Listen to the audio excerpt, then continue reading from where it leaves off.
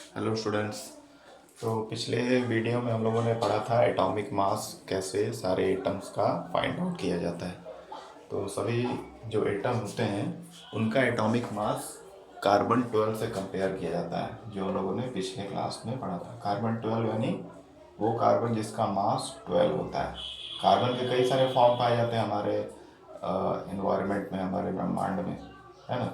एक कार्बन होता है 11, होता है 12, एक होता है 13, फिर 14। कई सारे वैरायटी ऑफ कार्बन पाए जाते हैं, लेकिन सबसे ज़्यादा मात्रा में जो कार्बन पाया जाता है वो कार्बन 12 मास वाला पाया जाता है, और इसी के कंपाउंड बहुत ज़्यादा पाए जाते हैं। तो कार्बन 12 को लेकर ही इस बाकी एटम्स का मास फाइंड आउट किया गया है ना। तो इसलिए कार्बन 12 को स्टैंडर्ड एटम माना जाता है, क्योंकि इसे कंपेयर करके बाकी एटम का मास फाइंड आउट करते हैं या फाइंड आउट किया गया है। ठीक। तो हमारा नेक्स्ट जो टॉपिक है वो मॉलिक्यूल है। मॉलिक्यूल, ठीक है। अब मॉलिक्यूल क्या होता है, जैसा कि पहले के फिलोसफर्स जॉर्ज डाल्टन, उसके अलावा लॉ ऑफ केमिकल कॉम्बिनेशन देने वाले लेवोशियर, जोसेफ प्राउस्ट, इन सभी लोगों ने तमाम बातें मॉलिक्यूल के बारे में लिखी हैं। इन्होंने बोला था कि कई सारे एटम, दो या दो से ज़्यादा एटम्स मिल करके क्या बनाते हैं, मॉलिक्यूल बनाते हैं। ठीक। मान लेते हैं ये एटम 1 है, ये एटम 2 है, और एक मॉलिक्यूल बन गया बड़ा सा, जिसमें दोनों ही एटम कंबाइंड होंगे, है ना। दो या दो से ज़्यादा एटम जब कंबाइंड होते हैं केमिकल बॉन्ड के थ्रू, तो उससे बनता है हमारा नया मॉलिक्यूल, मतलब एक नया स्पीसीज बनता है जिसको मॉलिक्यूल बोलते हैं। ठीक। अब इस हम लोग जानते हैं कि एटम जो होता है बहुत छोटा होता है ना। इसका एटॉमिक रेडियस 10⁻⁻⁹ मीटर के आसपास होता है, लगभग सभी एटम का देखा जाता है अप्रॉक्सीमेट। तो बहुत छोटा है, एकदम दिखना नामुमकिन है। तो मॉलिक्यूल जब इससे बनेगा, मान लेते हैं सबसे छोटे छोटे दो एटम हो गए नैनोमीटर में, दो एटम हो गए, उनसे मिलकर के मॉलिक्यूल भी जो बनेगा वो उतना बड़ा नहीं बनेगा कि वो दिखने लगे। तो मॉलिक्यूल को भी देख पाना बहुत ही मुश्किल काम है ना। तो कई सारे जब मॉलिक्यूल मिल जाते हैं, मॉलिक्यूल में भी कई सारे मॉलिक्यूल मान लीजिए मिल गए, है ना, कई सारे 1000 100 के नंबर में, देन उससे बनता है हमारा मैटर। ठीक। मैटर यानी वस्तु। तब हम उस वस्तु को टच करके, फील करके बता पाते हैं, या स्मेल करके बता पाते हैं। जैसे ऑक्सीजन का स्मेल तो कोई है नहीं, कोई भी स्मेल हमको जो आता है डिओड्रेंट या परफ्यूम का, तो उसमें उस गैस के कई सारे मॉलिक्यूल होते होंगे, तब हम लोग उसके जो स्मेल है उसको फील कर पाते हैं। केवल एक मॉलिक्यूल को स्मेल हम लोग नहीं कर पाएंगे। समझ में आ रहा बात। यानी मॉलिक्यूल कैसे बनता है, दो या दो से ज़्यादा एटम के कंबाइंड करने से बनता है। किस तरह का कॉम्बिनेशन, केमिकल बॉन्ड का कॉम्बिनेशन से बनता है। ओके। और हमको ये भी पता चला कि जो हमारे ब्रह्मांड में हमारे आसपास जितने भी एटम्स हैं वो फ्री नहीं रहते हैं, हमेशा कंबाइंड होकर मॉलिक्यूल के फॉर्म में ही रहते हैं, और कई सारे मॉलिक्यूल मिल करके मैटर बनाते हैं, वस्तु बनाते हैं, जिसको हम लोग देख पाते हैं, टच कर पा सकते हैं, फील कर सकते हैं। ठीक है, अपने सेंस ऑर्गन से सेंस कर पाते हैं। जैसे ये बोर्ड हो गया, अब इस बोर्ड में लाखों करोड़ों या अरबों खरबों की संख्या में मॉलिक्यूल होंगे, दैन हम इसको फील कर पा रहे हैं। इसके एक एटम को हम लोग फाइंड करना हमारे लिए इम्पॉसिबल जैसा ही है। ठीक ना। तो ऐसे ही कोई भी चीज़ का हम लोग एग्जाम्पल ले सकते हैं। तो मॉलिक्यूल मतलब क्या हो गया, when two or more atom combine together by a chemical bond, then there will formation of a new species which is known as molecule. And most of the atom, or we can say all of the atoms are not free at all, they are present in the in our environment in the form of molecule। यानी अधिकतर जो atoms होते हैं वो combined form में रहते हैं, यानी मॉलिक्यूल के फॉर्म में रहते हैं, फ्री अवस्था में नहीं रहते हैं, है ना। तो हम लोग जो भी चीज़ें वस्तु देखते हैं वो वस्तु क्या है, कई सारे मॉलिक्यूल का कॉम्बिनेशन है। और मॉलिक्यूल किसका कॉम्बिनेशन है, दो या दो से ज़्यादा प्रकार के एटम का कॉम्बिनेशन है। ठीक है, क्लियर। तो ये हो गया molecule.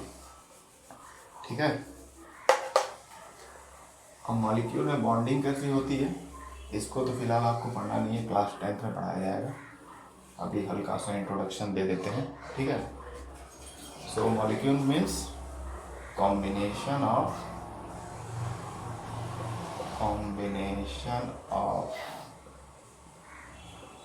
two or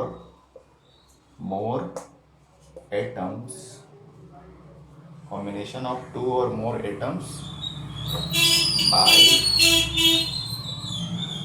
chemical bond, by chemical bond। ठीक है, मॉलिक्यूल का मतलब होता है दो या दो से ज़्यादा एटम जब कंबाइंड हो जाए किसके द्वारा, केमिकल बॉन्ड के द्वारा, तब वो मॉलिक्यूल बनाते हैं। जैसे कि एग्जांपल के लिए ले लेते हैं, हाइड्रोजन हो गया, हाइड्रोजन गैस, हाइड्रोजन हो गया और ऑक्सीजन, इन दोनों के कंबाइंड होने से, इन दोनों के बीच में बॉन्ड बनने से क्या बनता है, H2O। H2O भी बन सकता है या इन्हीं दोनों के कॉम्बिनेशन से H2O2 भी बन सकता है। ये वाटर हमारा हो गया और ये हो गया हाइड्रोजन पर ऑक्साइड, हाइड्रोजन पर ऑक्साइड। ठीक है, इन दोनों में आप देख रहे होंगे कि एटम का टाइप सेम है, हाइड्रोजन और ऑक्सीजन दोनों में, लेकिन फार्मूला उनका डिफरेंट है। हम लोगों ने इसके बारे में पढ़ा भी था लॉ ऑफ कांस्टेंट प्रोपोर्शन में, इनके मास का रेशियो हम लोगों ने निकाला था, है ना, तो डिफरेंट होता है। ठीक है, क्योंकि ये दोनों अलग मॉलिक्यूल है। एक मॉलिक्यूल के लिए एक जो मास रेशियो होता है वो फिक्स रहता है, वो चेंज नहीं होता है, यही लॉ ऑफ कांस्टेंट प्रोपोर्शन बोलता है। ठीक है, तो अलग अलग तरह के एटम अलग अलग संख्या में कंबाइंड होकर केमिकल बॉन्ड के द्वारा अलग अलग मॉलिक्यूल बनाते हैं, है ना। ये हाइड्रोजन का एटम हो गया, ऑक्सीजन का एटम, अब ये बन गया वाटर। वाटर एक मॉलिक्यूल है ना कि एटम, ठीक ना, क्योंकि ये एटम के मिलने से बना है। समझ गए बात। जैसे ऑक्सीजन हो गया और दूसरे ऑक्सीजन से जुड़ गया, ऑक्सीजन एटम से जुड़ गया तो ऑक्सीजन मॉलिक्यूल बना दिया। गैस यानी ऑक्सीजन गैस जिसको बोलते हैं हम लोग, और ऑक्सीजन गैस क्या है, केवल एक मॉलिक्यूल नहीं है, कई सारे मॉलिक्यूल ऑक्सीजन मॉलिक्यूल का कॉम्बिनेशन है, तब वो ऑक्सीजन हम लोग रेस्पायर करते हैं, है ना, क्लियर। तो ये हो गया मॉलिक्यूल। और हमको पता भी ये चल गया कि अधिकतर एटम या मोस्ट ऑफ द एटम जो होते हैं वो फ्री नहीं रहते हैं, वो कंबाइंड फॉर्म में ही हमारे आसपास, हमारे ब्रह्मांड में, हमारे पृथ्वी पर पाए जाते हैं। ठीक है, ये क्लियर हो गया मॉलिक्यूल के बारे में। अब उसके बाद हम लोग आते हैं एटॉमिसिटी पे। एटॉमिसिटी क्या होता है उसको देख लेते हैं।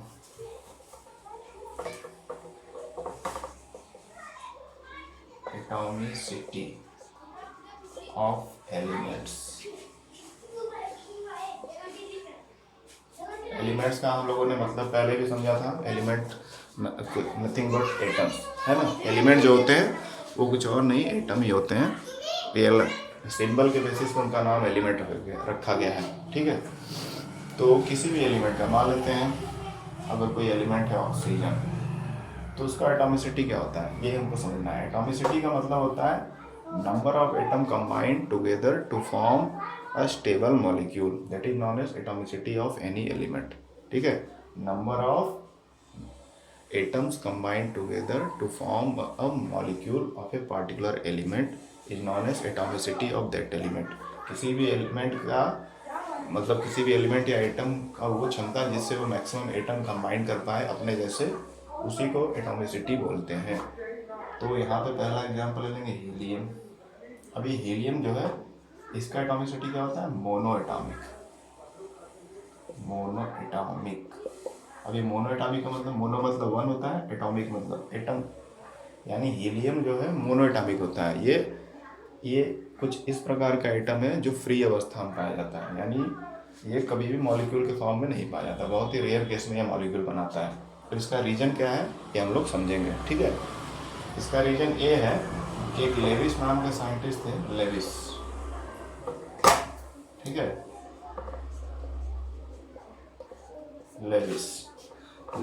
लेविस नाम के साइंटिस्ट जो थे उन्होंने ऑक्टेट रूल दिया था।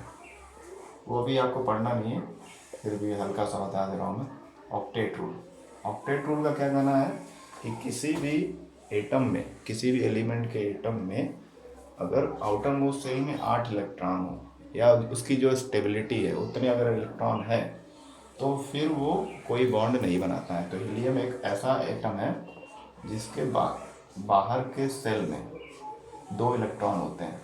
ठीक है, और 2 इलेक्ट्रॉन से ये स्टेबल रहता है। तो ऐसे कई सारे एटम्स हैं, कई सारे एलिमेंट के एटम हैं जिनमें आउटर मोस्ट सेल में उतने इलेक्ट्रॉन हैं जिससे वो स्टेबल हो जाता है ऑक्टेट रूल को फॉलो करते हुए।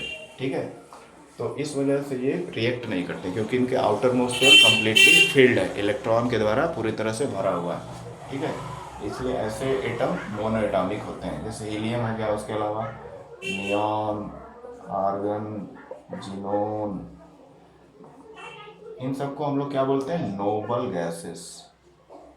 नोबल गैसेस, हीलियम को, नियॉन को, एनी है, आर्गन, जिनोन, ये सारे नोबल गैसेस कहलाते हैं। क्यों कहलाते हैं? नोबल मतलब होता है अनरिएक्टिव।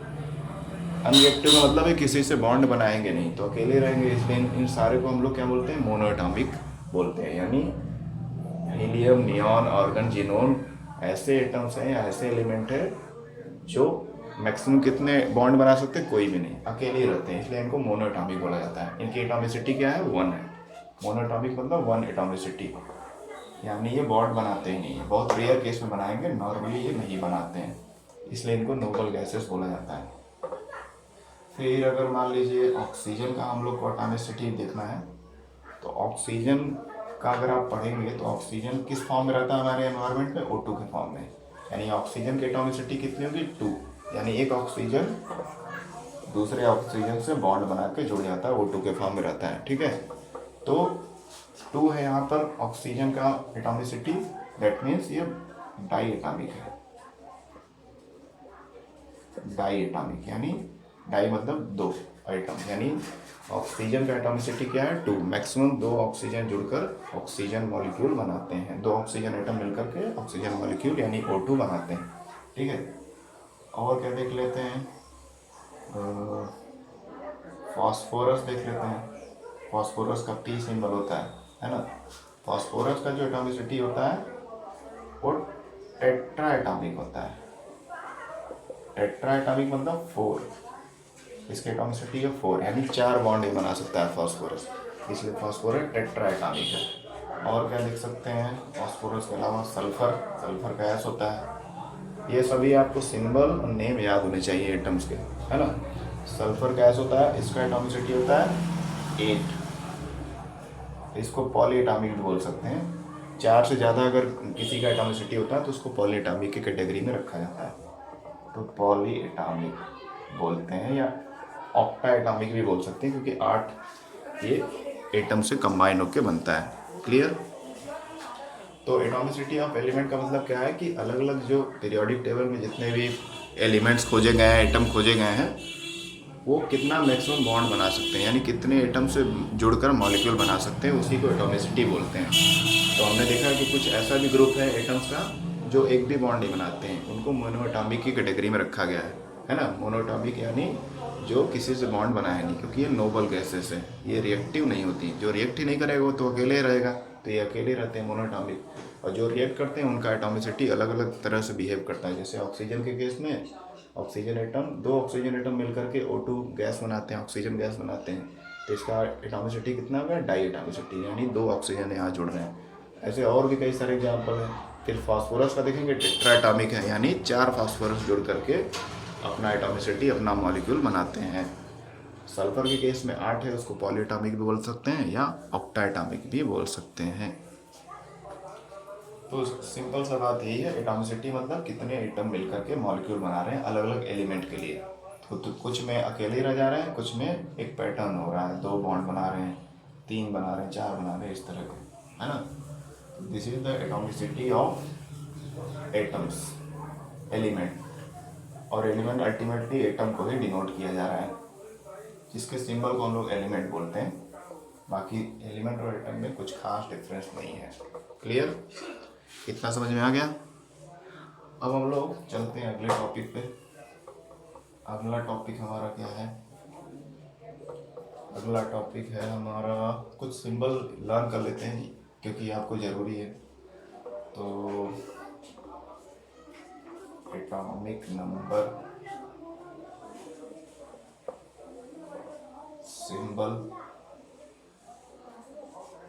Atomic mass. कुछ एटम्स का मैं एटॉमिक नंबर, सिंबल, मास एक क्रम से बता दे रहा हूँ आपको, जो आपको याद हो जाना चाहिए, तभी इस पे बेस्ड न्यूमेरिकल आप कर पाएंगे। तो 1 2 3 4 5 6 7 8 9, 10, 11, 12, 13, जितना हो सकता है उतना बता देता हूँ मैं आपको। 14, 15, 16। 1 पे है हाइड्रोजन का सिंबल H, इसका पूरा नाम आपको याद होना चाहिए। हाइड्रोजन का एटॉमिक मास 1। फिर हाइड्रोजन के बाद helium, lithium, beryllium, boron, carbon, फिर नाइट्रोजन, फिर नाइट्रोजन के बाद ऑक्सीजन, फिर फ्लोरीन, फिर नियॉन।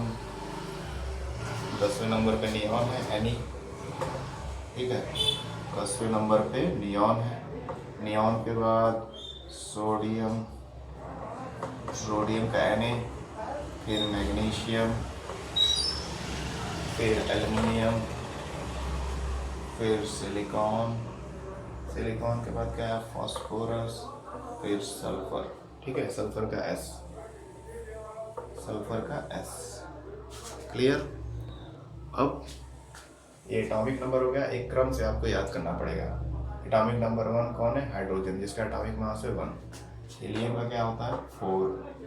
लिथियम का 7, बेरिलियम का 9, बोरॉन का 10, फिर कार्बन का 12, नाइट्रोजन का 14, ऑक्सीजन का 16, फ्लोरीन का 19, नियॉन का 20, सोडियम का 23, मैग्नीशियम का 24, एल्युमिनियम का 27, सिलिकॉन का 28, फास्फोरस का 30 और 31 के आसपास होता है, सल्फर का 32, है ना।